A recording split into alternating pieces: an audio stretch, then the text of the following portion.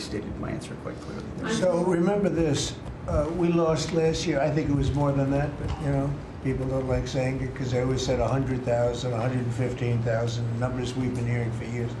So we lost last year more than 200,000 people, dead people, ruined families beyond the 200,000.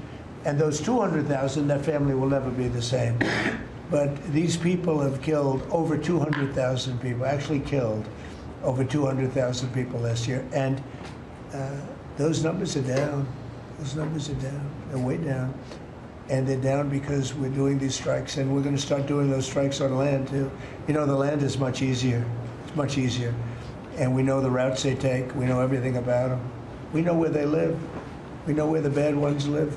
And we're going to start that very soon, too. Mr. President, thank you so much, Mr. President. You know what? When we start that, we're going to drive those numbers down so low. And then you're going to have families be able to live without the fear of their son or daughter just having a pill to have a little fun and ending up dying within a period of 60 seconds, right? No, we're not going to let that happen. We're not going to let it continue to happen. What Biden did to this country by allowing all these people, and I call them animals in many cases, I think they're animals, to come into our country and destroy our country and let all those drugs pour in. Let people just walk across the border like it was nothing. You look at them, a lot of them, you say, oh, let's not discriminate. I'm not talking about color. I'm just talking about you look into the eyes of some of these people. We're smart. And you see a killer. Come on in. Just come on in. 11,888 murderers. Many of them committed more than one murder. He allowed them into our country, totally unvetted, totally unchecked. But he also allowed drugs to come in at record numbers, and hundreds of thousands of people a year died. And we're taking those son of a bitches out, Thank you so much, Mr. President, for taking our questions. I think this is the most transparent administration I ever seen. I'm impressed by these people. I'll tell you, how strong are you? You've been holding it for 2 hours. There are very few physically. There are very few people who could do that. I'm very proud of you. Whoever the hell you are, I have no idea who you are, but you're strong. Thank you, Mr. President. Mr. President, last week, militia groups in Iraq attacked the Kurdistan region's gas field, the largest gas field, which even the U.S. companies invested in the energy sector in the Kurdistan region. And the Kurdistan Prime Minister requested the United States to provide them some sorts of means and defense system to defending their civilian infrastructure and U.S. investment in the Kurdistan region.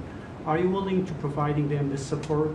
And if I had this question, tomorrow the United States is going to open and integrate one of the... Can you speak louder? Yeah, of course. Is that possible? What? You're the most gentle, beautiful voice, but you're a very gentle person. Go ahead. Just take fewer words and louder. Yeah, sure. I'll repeat my first question. Last week, the Iraqi militia groups attacked one of the largest gas fields in the Kurdistan region of Iraq, which even the U.S. companies have invested in these gas fields. Yeah. And then, are you from Iraq? I'm from Kurdistan, Iraqi Kurdistan. Okay. Yeah. Working for Ruda Media Network. And the Kurdistan region prime minister, he requested the United States to providing them some sorts of defense system to defending these gas fields and U.S. investment in the Kurdistan region. Are you willing to helping them? Well, we're going to look at it. I heard about it, and I'm hearing about it more now, frankly. It wasn't at the top of my list. It's a very unusual question, I think, but I assumed you're from the area, and to you it's a very important question, and to me it is also, because people are being killed. I will say this, Iraq has been much different in terms of us than they were prior to us taking out the nuclear capability of Iran. Iran has gone down many, many steps in terms of its fear factor. They were the bully of the Middle East, and they're really not the bully of the Middle East anymore. And Iraq was being bullied by Iran.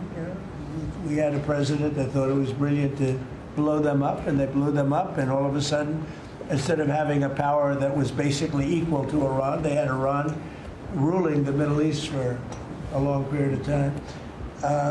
But Iraq, from the day we hit them with those B-2 bombers and knocked out and obliterated, because CNN said, well, maybe it wasn't total obliteration. Well, it turned out it was totally obliteration. It was every single one of those missiles hit its target. It was actually amazing, but it was wiped out, totally wiped out. I will tell you, Iraq has been a much friendlier place. They talk to us. The Prime Minister actually nominated me along with about 78 other countries for the Nobel Prize. I'm the only one that was nominated by almost 100 countries that didn't get it.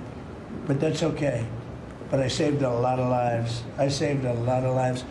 But Iraq nominated us for the Nobel Prize, and that was a great honor. You know, we didn't expect that from Iraq. Iraq has been a much different place since the taking out of Iran the nuclear capability. Yeah, let's get to another question. Here we go. This guy's a beauty. Go ahead. Secretary Rubio mentioned your meetings ongoing in Russia today. Do you have any update from Mr. Witkoff and Mr. Kushner? No, no update, because I've been spending too much time with you.